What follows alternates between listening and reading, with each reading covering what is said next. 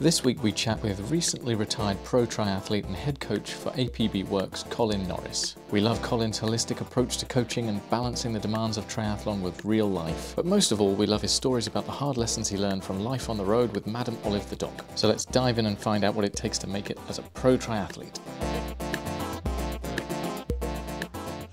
What's that? What is this? In your boxes. That's Matt's favourite new purchase. Straddling a horse. It's my favourite new purchase. It's a necessary purchase. If it had a spring and you could like, I'd be down. You break it, you buy it. Right. 85 quid that I think cost. Okay, one sec, I'm ready.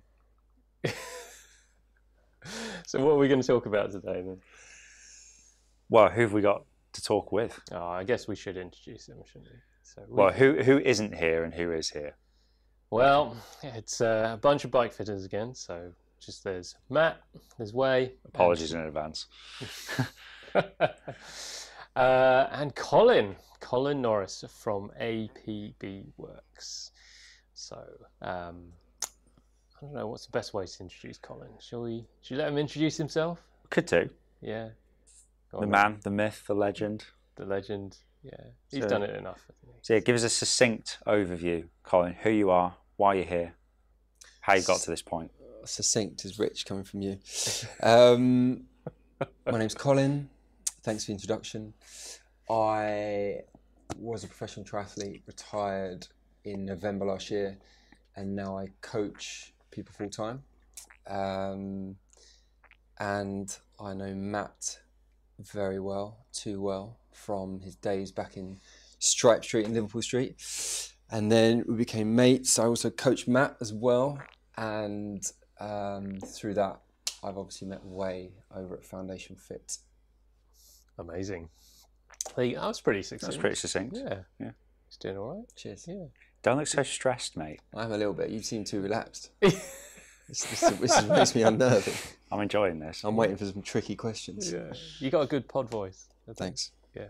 So it should be all right. C pronunciation. I could put it on if needed. If needed.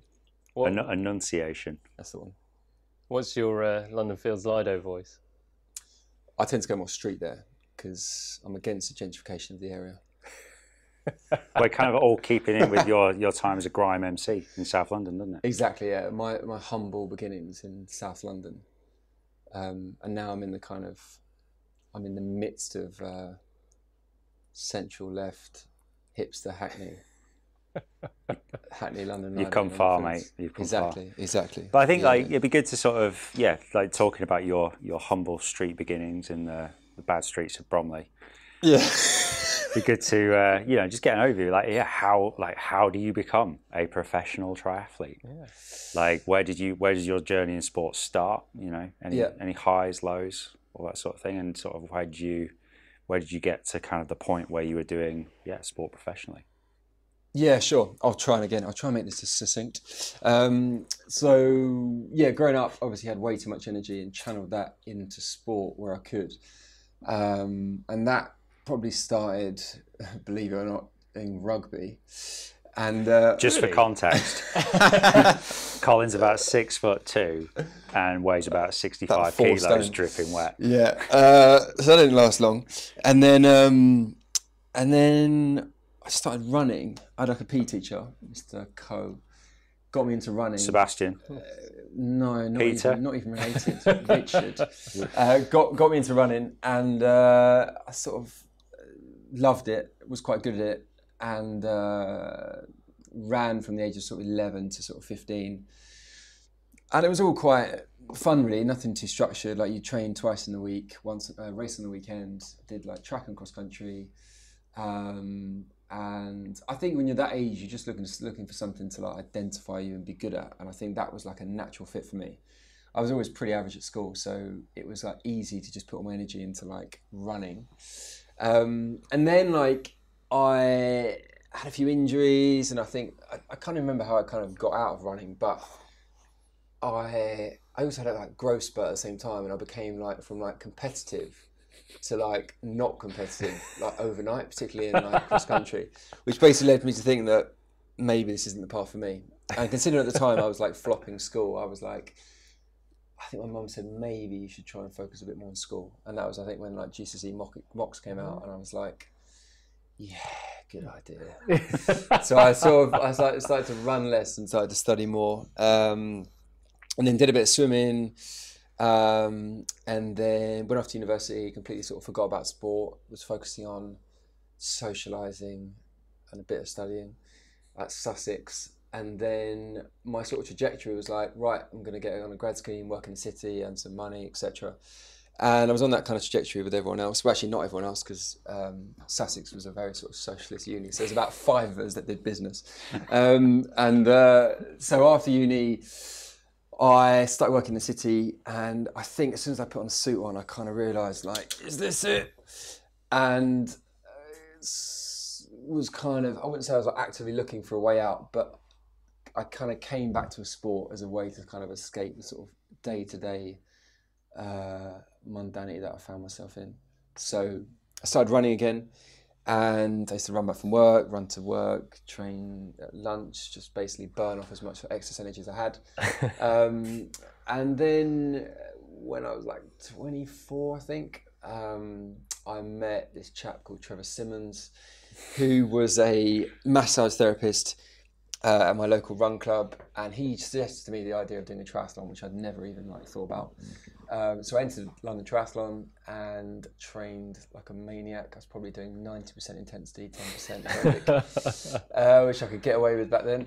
And did London Tri, did pretty well. And then I, again, wasn't thinking I'm going to take this anywhere really. I just thought it's like a nice after school event, after school treat. So I just basically kept training, and then qualified for the amateur world champs for Olympic distance. The next year, came 3rd in that. And then I thought, well, maybe I could be quite good at this, but still wasn't thinking I'd take it professionally or anything. And then anyway, cut long story short, I decided I'd give myself a shot. And then I left work quite rashly with not a lot of money, moved to Lanzarote, where Trevor was at the time. He kind of moved out there to set up a massage practice. And then I sort of lived out there for like 9 months, which was great. I mean, I was lucky. I met some cool people there when I was there. It was quite a lonely experience initially, but I met some great people and spent the year sort of training and then racing 70.3s as an amateur. And then towards the end of the year, did the national champs, came 2nd, and then got a professional license. So it all happened quite quickly. And to be honest, I, in hindsight, probably turned professional too early because I just wasn't good enough, I think, at that time to do it. And the gap was still quite a large one between amateur and professional. But a lot of it initially wasn't planned, and then it was a bit of a punt. And then it was like, actually, maybe I could do something here. And then it's kind of rolled from there. So it wasn't one of these like childhood dreams or anything like that. It was more a case of like, I had a bit of talent at sport, and I managed to get a second chance through triathlon, and then I gave it a shot. Was that succinct? Probably not. I think that's pretty decent. Yeah, Right. gives us the overview. Yeah. I mean, Good. bottling your life into a few minutes is, it's hard, right? Yeah, tricky. Any more growth spurts since then? Well, yeah, I mean, I was about the same height as my mum, which is about like 5'7" until I was like 16. Had a massive growth spurt when I was 18, and then got to uni and I was finally a fully grown human, which is great. Because prior to that, I was at an all-boys school, and it was getting to Sussex was a nice change. My goodness. So tell us more about Trev as well. He seems a bit of a legend, doesn't he? Yeah, Trevor's a legend. Like he's basically like a sort of South London boy, born and bred, Crystal Palace. And I think, to be honest, when I met him, it was almost like the perfect nexus of like he basically just had a divorce, like a pretty messy divorce, and he's had a few kids, and I think like he's not going to come on the pod now, is he? No. Oh, that's true. See, he had a very tricky divorce, and I think like maybe he was sort of looking for like a new project, and I think he sort of saw that in me as like a sort of father-son relationship, and I think I was looking for the same. So the sort of timing worked really well, and he'd kind of been a runner, I think he'd done over like 30 or 40 marathons too. Like, you know, he ran the 2:30 quite a few times. Very good runner. And he had kind of just caught the triathlon bug sort of 5 years before that. So he was very much in the kind of throw of triathlon. And I think he saw me as like, oh, I can, you know, help this guy, I can train this guy. And he helped me immensely, particularly in the early period. But he also said to me, you know, if I am going to leave work, he definitely reiterated all the negatives of like, it's going to be hard, you're going to have no money, you're going to be lonely. You know, he really gave me a balanced view, which obviously I didn't listen to. But he definitely helped me a lot in the early period. And was, I guess, you know, Trev's clinic shares the same name as the coaching as well. Is that sort of, you know, was Trev kind of an influence in you getting into coaching as well? Or? Yeah, for sure. I mean, you know, I'd never really had a proper coach before Trevor, and he kind of just took me on as like a sort of for free. It was much like, you know, I just want to help you. I'm going to get something out of this. Like, I enjoy it. And he just gave me all the knowledge he had from training over the years in running and triathlon, and kind of gave that to me, which was extremely generous. And I think, to be honest, like, he helped me much more from a kind of like mentorship point of view, like having someone who was like 60 at the time or 55 at the time to kind of help advise you from a kind of life perspective as to like what was going to happen and how it's going to influence your life and everything. So from a kind of like philosophical point of view as well, he was like super useful. And he helped me immensely in the early years. And like as Matt said as well, APB stands for Athletes Prepared By, and he had that name. That was his kind of massage clinic name, and he just let me share that from a coaching point of view. But yeah, Trevor was like, I would say, the main like tipping point as to me going to coaching as well. Particularly in the early days, where you feel when you're younger, you think, well, what can I teach people? You know, he kind of really gave me the confidence to coach in the early days. Yeah, and you still go back there pretty often, don't you? Is he still out? He's still out in Manchester? Yeah. So he's been out there like over 10, 12 years now. 10 years. Yeah, like he's had the clinic for 10, 12 years. So his clinic is in, so this Club de Santa, obviously, most people know in Lanzarote. It's literally 2 kilometres in the village down from there. And he treats some of the best athletes in the world. Like, you know, the Charles Barkleys go there, Patrick Lang goes there. I mean, everyone probably who's done triathlon at a high level, like some of the sort of top 10 girls and boys in the world, he's treated. And I think people go to him not just because he's a great therapist physically, but because he can really tap you like mentally and put you in a good space, even if you've gone in there with a real issue. You know, he can really kind of he's definitely got a skill in that area of kind of giving you kind of a positive way forward. He's very good with people. Very good with people, yeah. Knows how to tap into how people tick and what gets them kind of. Gets them I mean, Matt and I've been out there multiple times, and we've like spent loads of time with Trevor, and like, so yeah, it was a lot of luck meeting him, and it did change my life. So yeah, nice. And I guess like sort of, you know, those early days of like the training in Lanzarote, you know, with Shadow and Trev and Ian Swiss, those early days were the best days. Looking back now, like I think as I kind of got better in inverted commas, like the training got more kind of formulaic and more kind of periodized and basically more boring. You know, you have to start hitting certain watts and certain hours. And in the early days, he very much took a kind of like, it's got to be fun. We've got to make it kind of, you know, varied and interesting. And he had a friend, Alan Ingerfield, who he had the Ironman record back in like the 80s on a steel road bike, like, you know, 830 or something ridiculous. And he actually founded Boardman Bikes with Chris Boardman. Oh, right. Yeah, ex-Marine, like absolute nutter. And he was out out there. well. Yeah, he was out there. He was out there with Trevor in Lanzarote at the time, and they were mates. And both of those two made my plan, which was obviously like the worst idea. And I think they just initially just wanted to hurt me. But it was, you know, there was stuff like, we did this stuff like, he called it like training in Afghanistan. You know what Lanzarote's like? It's barren landscape, like super hot sand dunes. And it'd make me like, well, I mean, I was all up for it, but he'd make me take like kettlebells into the desert for like 2 hours and just do continual exercising up sand dunes and stuff.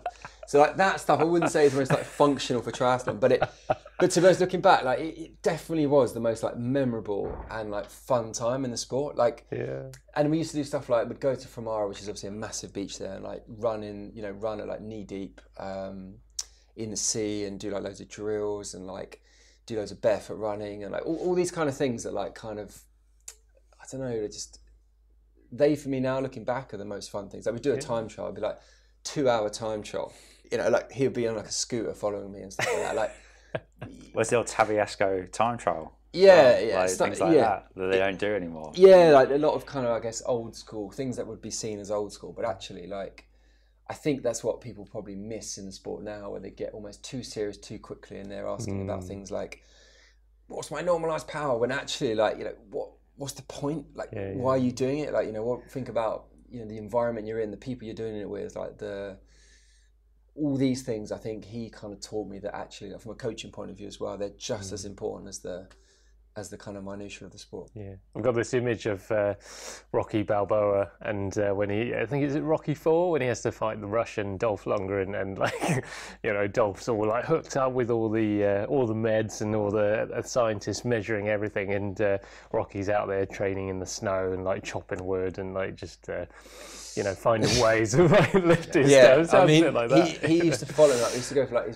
we did this run once, like a brick run, and the run was like 20k, but the first 6k is uphill, and he'd just be on like a bike, just following me with a whistle, and stuff like that. Like, and it was like 30 degrees, you know. But like things like that, I think, you know, yeah. When I look back at the experience of like being a professional and racing and stuff like that, those are the ones that I kind of that draw my attention more than any race or any kind of like, you know, big train session. It's those kind of experiences that kind of like make it like worth it in the end.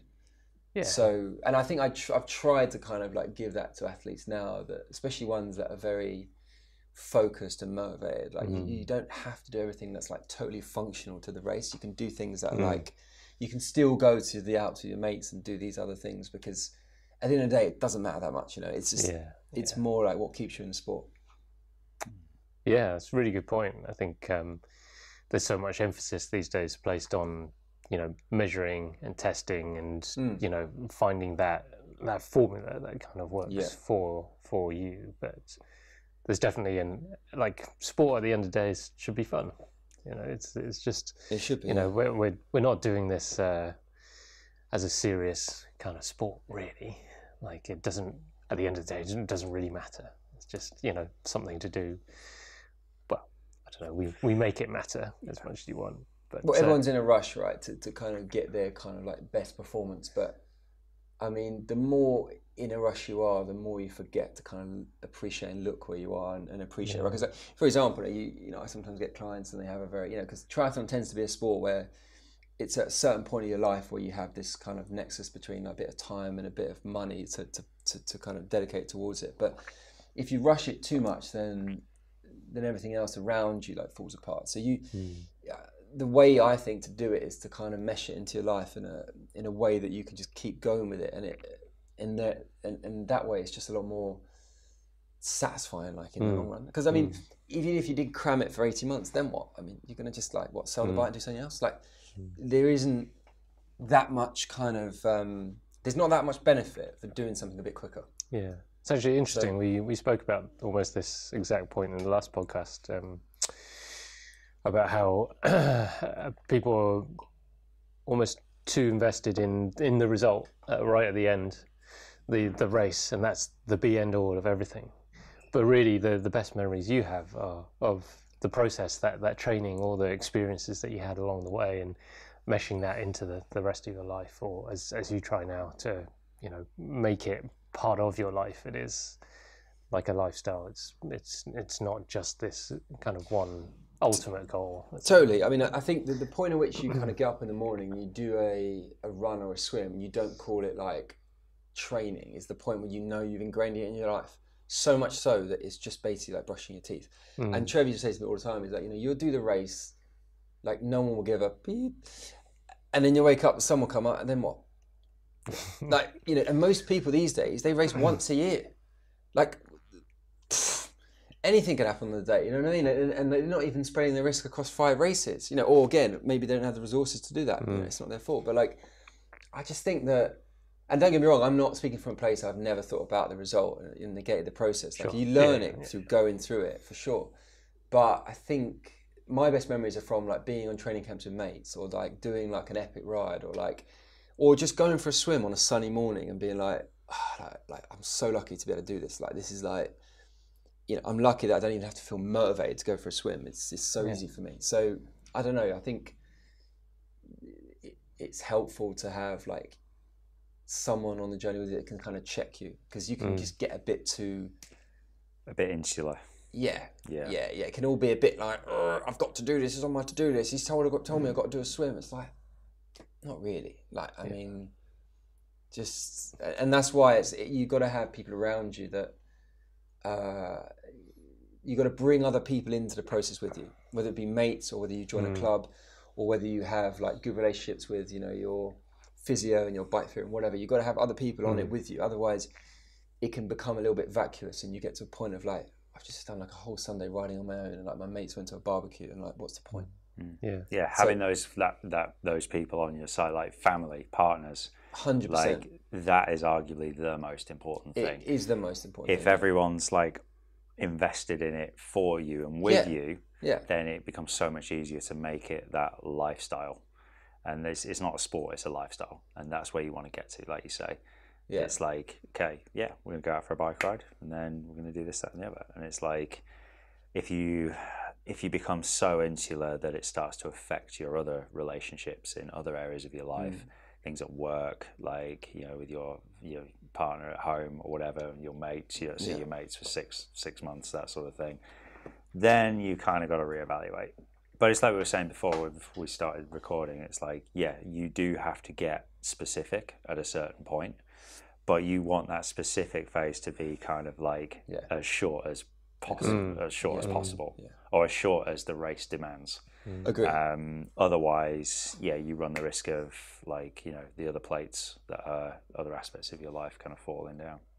Yeah, I mean, I definitely made some bad mistakes in the early days. Like, partly because of just doing everything like as cheap as possible. Like, for example, I did this race in like Chantilly, which is like an hour outside Paris. This is like 2011 or something. I think Matt knows the story. This is quite good. So I've obviously sold it. I said to Emily, right, we've only been going out like a year or two. I was like, right, I'm going to like do this race. Then we have like this weekend in Paris. It'd be like super nice. She's like, oh, okay, I'll come along. Got to the race like an hour outside of Paris, and it was like 30 degrees, and there was no shade or anything. And I was like, right, so the race starts at 8. Like, so Emily just basically had all the bags. Like, she was just basically melting under a tree with like the wheelie luggage, the backpack, everything. Did the race, finished the race. How did the race go? It was all right. I think I was second, but I was so wrapped up in my own stuff, I didn't even realise that Emily like was basically like 1% off blowing. And then got the train back to Paris. But the idea is we meet this guy for an Airbnb, and then, you know, so got to this bar which was outside the Airbnb. I called the guy. I went, mate, can you open the door? Can you open the door to the apartment? Because I've been ringing. He said, I'm not in Paris. I was like, yeah, but I booked the Airbnb. So he said, he's not in Paris. I was like, shit. So I was at my mind, I was like, well, I'm not going to pay for a hotel now. I'm just going to like ask Emily's mate, who was with us, who lived in Paris, if we could stay at his. And as soon as I did that, Emily just exploded.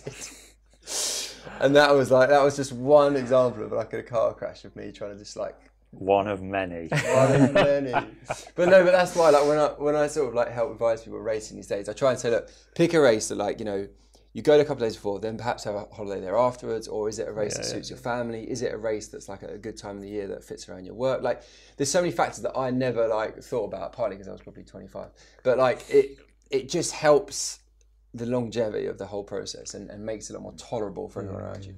And this is kind of what, you know, all part and parcel of being a coach that you might not necessarily appreciate, right? Yeah, totally. Because, you know, you think of a coach, what do you think? You think, oh, a plan, right? You have a goal, you work backwards, you devise a plan to reach that goal.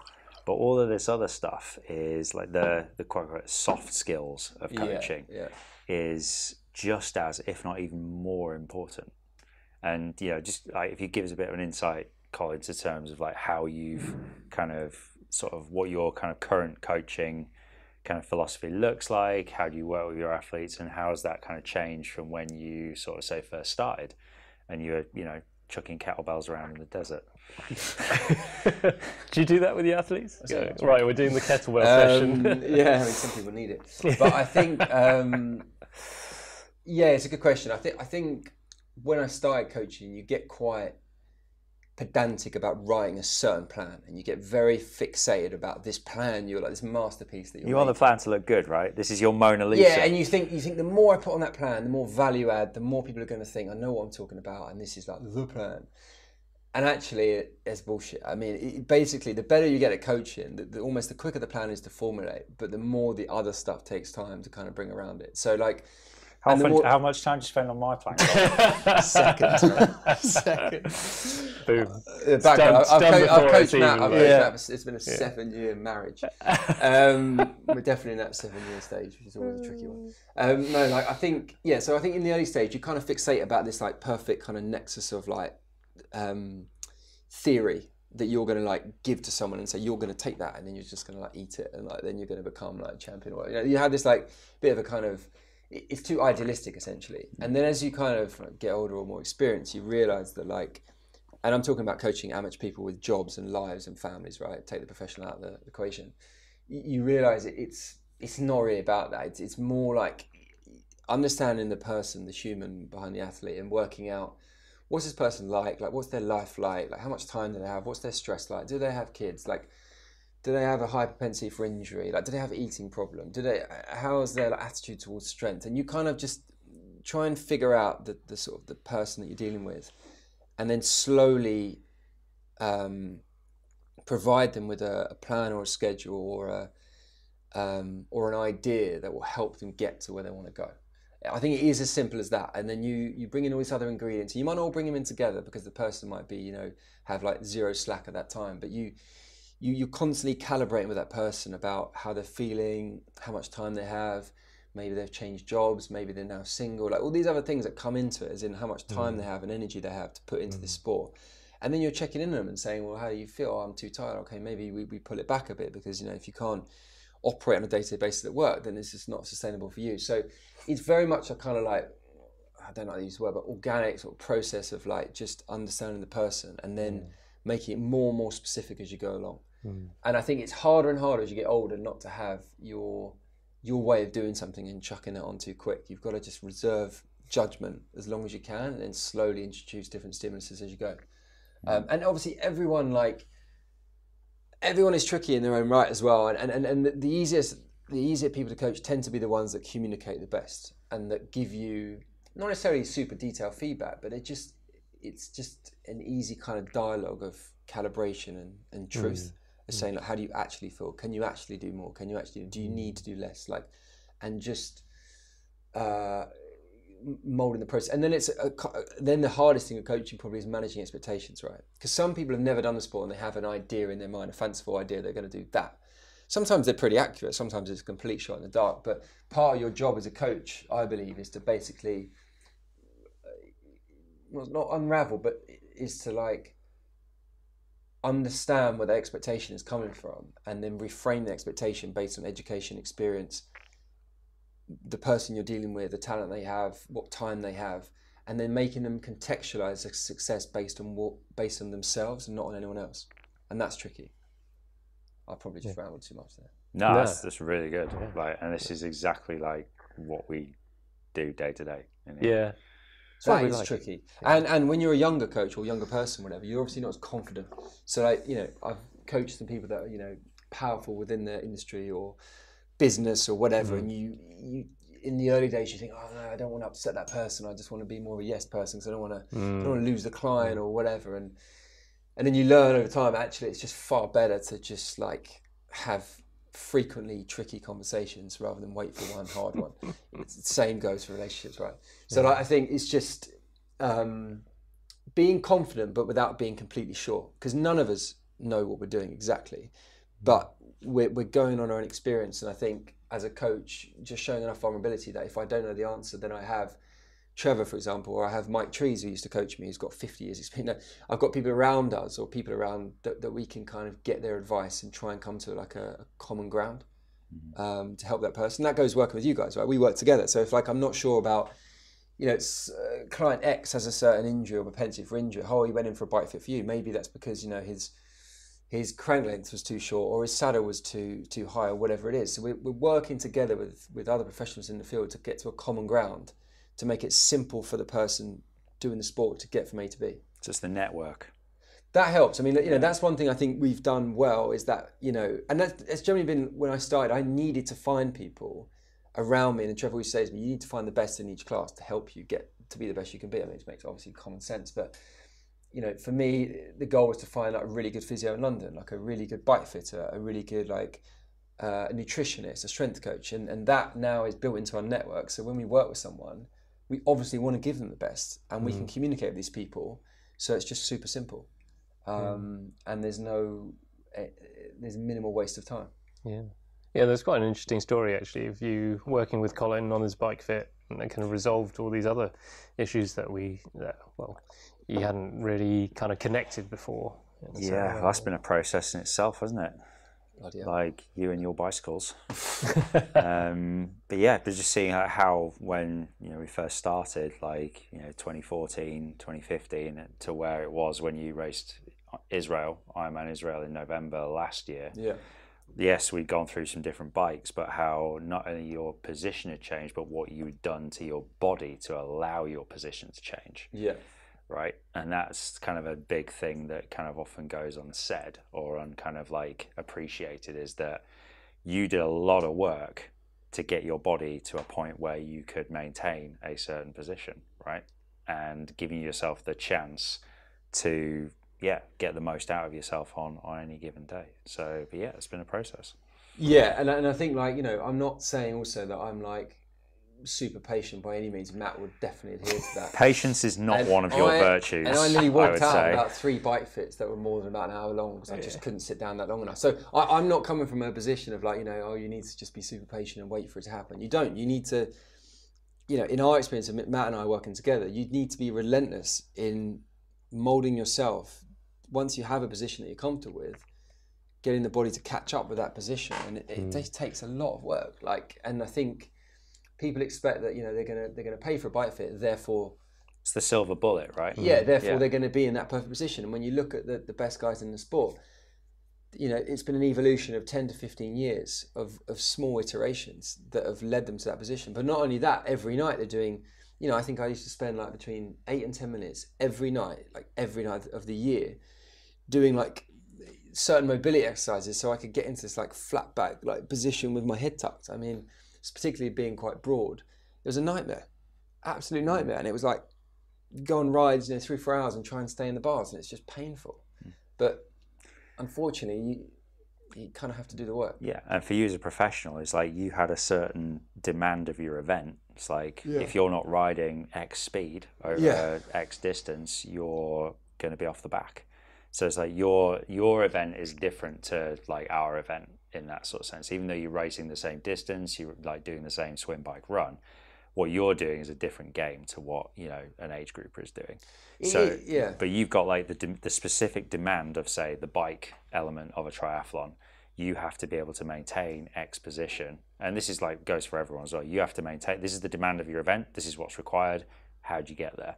That's the kind of the thing. And it's different for everyone. You obviously being at the sharp end of it, you need to, you know, sustain a quite kind of, you know, pointy, aggressive position to be able to be competitive.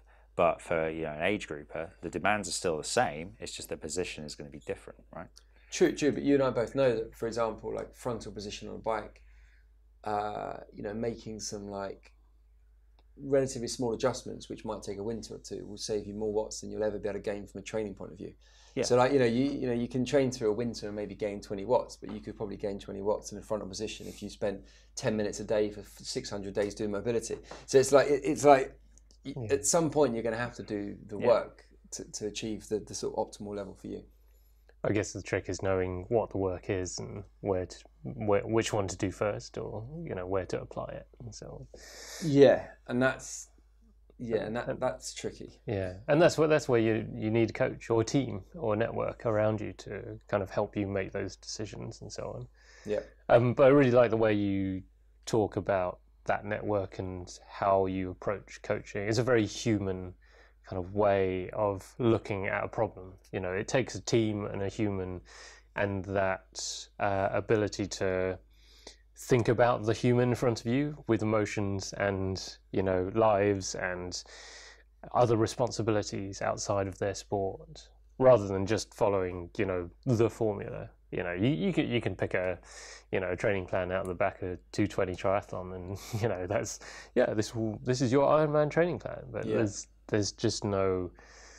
It's just a piece of paper. There's no context for, you know, that human being and everything, all the baggage that everybody has in their lives that's going to contribute to you being able to do this event and so on, which is, I guess the power of coaching. The power of good coaching, I'd say. No, I think there's a difference probably between like really good coach. I think you've got to care more about, we have to care more about the end result. There's just no, you know, just because someone went under 9 hours for an Ironman or whatever, like at what cost?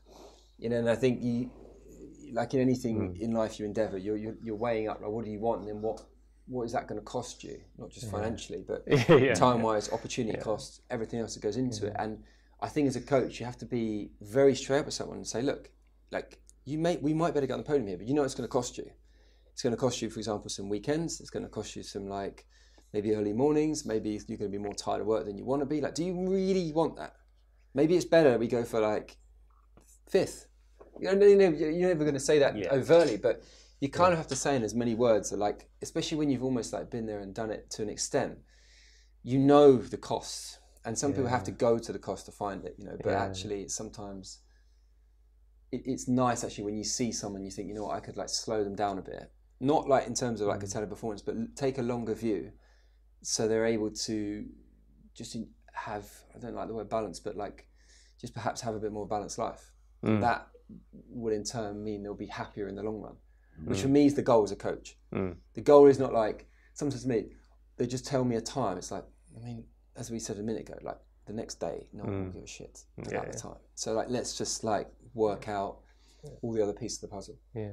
Or as Matt was saying, there's probably a time and a place for, you know, real specificity, or like, you know, all right, this, I don't know, period, or this quarter, this month, I am absolutely, totally invested in my Ironman. And and if you know that, then you can go to your family and be like, look, I really need to do this. This is what I need to do. Can you support me in that? Yeah. Rather than being like, you know, a week before being like, oh, sorry, I can't look after the kids. I'm off to Lanzarote for a month. And that's where the planning comes in, right? Like when we coach people, we look at like the race and we look backwards, and we periodise the training not just in a physical way, but in a way that, like, for example, if you've got a big month end of work in April, then maybe May is not the best time to race. You know, so we just look at the races from a kind of like your A race, B race, C race, or whatever, and periodise that in a way that fits around school holidays, like, you know, stag do's, whatever you've got going on in that year, so you can kind of achieve more than one thing. I think, like we mentioned this again before we started recording, but race selection. As well, giving yourself the best chance at success, whatever that looks like for that individual. Like you were saying, you know, if you're like 90 kilos and you've got a sweat rate like, you know, a bulldog in 30 degrees, it's like, you know, you're not going to go and choose somewhere like Austria, which has like loads of climbing and is really hot. So like all this kind of stuff is like what makes a coach, or gives coaching, good coaching, that real value. It's like, well, let's look at the year. Let's plan it out. Like, what races are you going to give yourself the best chance of success at? Agree, and like the race could be down to like physiology, like you say, about like, you know, sweat rate, like how much you weigh versus how much elevation on the course, like whether you do well in hot climates or humid climates or cold climates, or whether you prefer sea swim, or, you know, all these things they're quite basic, but people don't think of it too much. And then the other is like, you know, where's going to give you best return? Like what's the kind of best bang for your buck in terms of, if you did have a finite budget, which most people do, where's best to put that training camp? Like if you're racing in June, maybe January, like maybe that's more of a mental break than a training break. You know what I mean? So you just got to be, I think you got to be smart as to where you put that, and it has to be thought out. Did you have to give up anything that you, I don't know, I don't want to say regret, but like, you can, like, well, did you regret having to kind of give anything up whilst you're a professional? Like, you know, like those hard... keep it straight. Yeah, I think like I found it quite lonely, to be honest. I mean, Like, Emily's still with you, right? just Yeah. yeah. That was no. I think because of my setup, I was largely in London, which wasn't ideal from a kind of like training point of view. I did find the process of being professional quite lonely, to be honest, and that I wouldn't say it's a regret, but it's something that I sort of suffered with the most. I didn't find the training that hard. It was more the case I did a lot of it on my own. Too much time in the mind is not good for anyone. But you're quite sociable anyway. I am. Right? You're an extrovert. I am. You're sociable. Yeah, I am like sociable extrovert. So it really went against my grain in terms of like the way I am. Yeah. You know, like they always say, like was it the loneliness of long distance cyclists? Like I never wanted that really. Do you know what I mean? I didn't mind going for a long ride, but then I was like, come home and like ring 3 people because I haven't spoke to anyone for 6 hours. Like I am quite socially needy, so like, I think I struggle from that point of view for sure. And then obviously there's the opportunity cost of like I didn't really make any money as a professional, so like I could have earned some money, right? I mean, you know, take the glamour out of it. Like I could have earned a living doing something else. I could have earned more money. Probably could have had a nicer flat. Blah, blah, blah. I don't regret that though. But that at the time was going through my mind when my friends were getting married, buying houses, and I was like, I'm really skint. Like I'm really sort of living on the limit, but purposely on the limit, which makes it worse. So like, I wouldn't say that I regretted that, but at the time I found that really difficult to like maintain. And then probably the reason I don't think I was very good was I just used to always think about opportunity costs of my time, which is not a good thing for an athlete to think about because you just need to be focused on one thing. And I was always thinking, but I could be doing that, I could be doing that, you know, and that's not always the best way to be thinking towards the end, particularly. So I don't regret it at all because I think that the experience in terms of going through it was like mega valuable for sort of life. And it's a nice story, and I think it's interesting, like relative to what I could have been doing. So I don't regret it whatsoever, and I met some brilliant people through it. But it definitely takes a toll on people around you when you do it at a professional level. And I didn't see my family enough. I didn't spend enough quality time with my girlfriend and now wife, and I didn't see my mates enough. And that can't really be sort of brought back. So that's the thing I would say I regret the most. Yeah.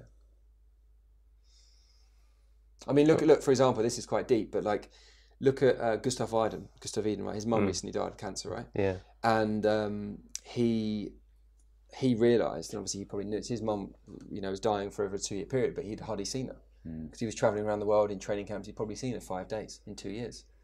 Now she's died. Puts it in perspective, doesn't it? It puts in perspective. It's like, well, great, you're doing some triathlons, mate. People on Instagram are really happy for you. No one knows you. You've probably got 4 mates, you know, in the training camp, and that's your family. And you've never seen your mum. Yeah. And I think when people look at these professional athletes, they go, oh, it's great, they're like all riding, but most of them aren't making a good living from the sport, apart from about 10 or 20. Yeah. Most of them are pretty lonely. Most of them don't have much going on outside the sport. And most of them, when the sport finishes, they're going to be in a very tricky place. Yeah. So, yeah, it's not like a kind of utopia. Yeah.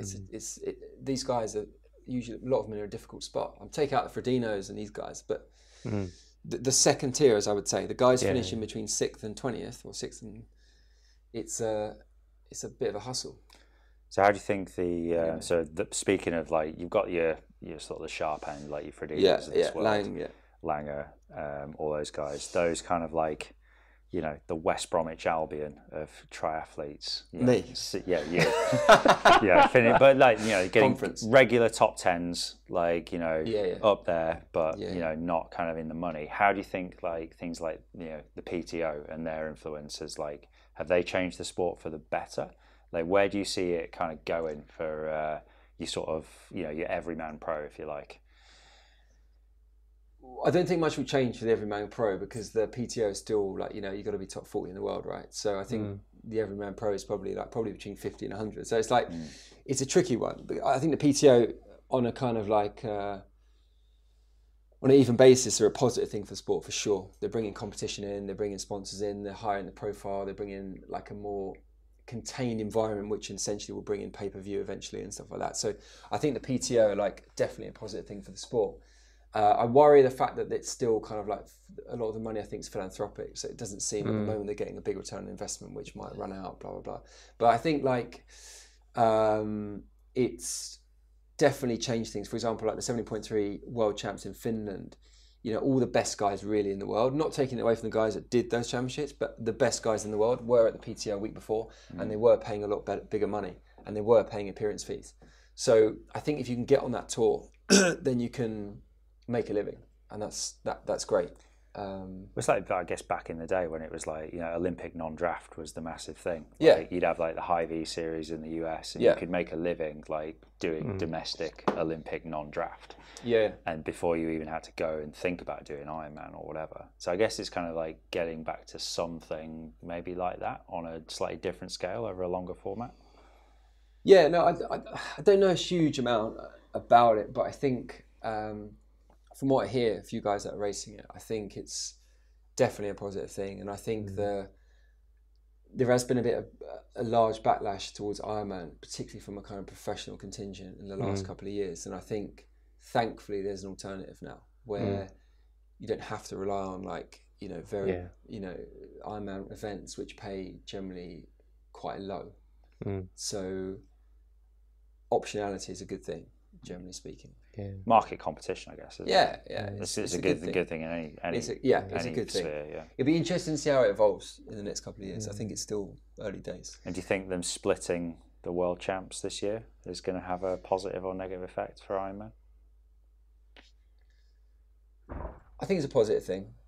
I think it's good to have separate races. I think if things were across a couple of days, it always takes the emphasis off one of them. You know what I mean? It's always, you're less hyped for the next one. You know, I think it makes it a lot easier if it's just one event on one focus from a kind of entertainment and commercial point of view. And I'm pleased the world champs are in Nice, even though again it's quite extreme, the course. Like, you know, Hawaii suits a certain type of athlete, and this course will suit a certain type of athlete. Have you done Nice? No, it's just way too hilly for me. I mean, the course is like, was it 2,400 climbing? It's a Grand Tour stage, basically, on the bike. It's pretty hard, yeah, on 180. I mean, you say that, it's a different kind of hard. I mean, you know, going in Hawaii is like, you've got to be in one position for 100. That's hard in itself. This is more of a kind of like entertaining bike course. I think it's more interesting. And people won't benefit really from drafting so much, so it'd be fairer from a kind of like bike skills and wattage point of view. But obviously it's going to favour people that are under 70 kilos. Because if you're in the high 70s, then the watts per kilo are going to have to be massive to get there, and you're just going to be spent by the run. So obviously it's going to be the guys who are a bit lighter and quicker, lighter and smaller, who are going to benefit. But it'd be interesting to see what happens. I think like historically, in professional racing, the swim has become more and more important, particularly because packs now, even if you've got 12 meters, like you're getting a big gain, and the motorbikes and everything like that. So to chase up to that, you've got to be a phenomenal bike rider. And even then you're spending a huge amount of energy to get there. So I think this race will be interesting, and I think it will bring out some guys that haven't really been seen on that world stage. Yeah. Well, we had this with 70.3 Worlds a few years ago, didn't we? You know, Gustav winning on his road bike. Yeah. And that's cool. It just blows the whole race up. It's great. From an entertainment point of view, yeah, great. It's great. From a business point of view, if you're like, you know, Ironman and looking at it from like a business perspective, I guess it's also a good thing because you open up the possibility of higher participation, right? So you can have more slots, which means more money, which means, for them, more profit, probably. Yeah. So, I think like, I don't know, everyone wins, I guess. I think Nice as well, it's not just like any place, like it has a big history in triathlon. It's obviously big enough to like hold a big event, and it's relatively cheap to fly to in Europe. So I think it has a lot of plus points. And I think it'd be good for spectators because you'll be able to see the run and the swim easily. Yeah, I'm excited for it. It should be good, and weather's usually pretty good, so it's usually pretty warm. Yeah. Well, Hawaii's pretty warm too. It's true. Yeah, that's true. But yeah, be interesting to see. Yeah, what happens. Skip has been talking it up. So yeah. What's he saying? Just usual stuff. But no, it's interesting to hear like your kind of take on it, and it sounds like it's a good thing for the sport. So yeah, I think so. Enough about butts. All right, sounds like a good place to kind of wrap it up. But thanks for your time, Colin. Where can people find you, Cole, if they're interested in like coaching or just like learning more about your unorthodox training methods? I wouldn't say it's unorthodox. Yeah. If they want to learn about doing weights on sand dunes, in the desert, then contact me at apbworks.com. www.apbworks.com. And you're on Instagram as well. APB Coaching Works. Cool. Yeah. Yeah, we'll put some links up, so we'll be able to find you and stuff. Cheers. And you'll find plenty of connections through the foundation network as well. So cool. Yeah, good stuff. Cheers, Thanks, guys. Colin. Till next time.